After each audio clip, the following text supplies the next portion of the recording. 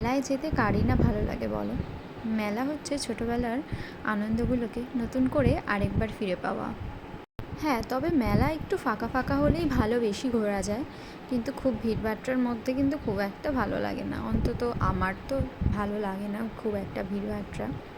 তো আমরা সবাই মিলে বেরিয়ে পড়েছিলাম শ্রীরামপুর মাহেশের মেলা আর রথ দেখতে। রথ আমি আগে একবার দেখেছিলাম, কিন্তু মেলাটা কোনো দিন দেখা হয়নি। তাই আমি, কাকিমারা, আমার এক বন্ধু, আমার মা, বোন সবাই মিলে আমরা বেরিয়ে পড়েছিলাম রথ দেখতে আর মেলা দেখতে।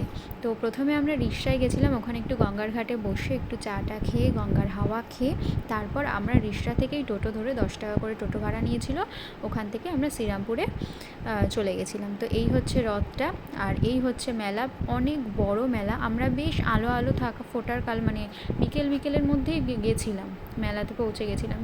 মেলায় বিভিন্ন রকমের দোকানপাট দেখে কিন্তু সত্যিই চোখটা আটকে যায়, কিছু না কিছু তো কিনতে ইচ্ছেই করে। তো লাস্টে বাড়ি ফেরার সময় ফালুদা খেয়ে সবাই বাড়ি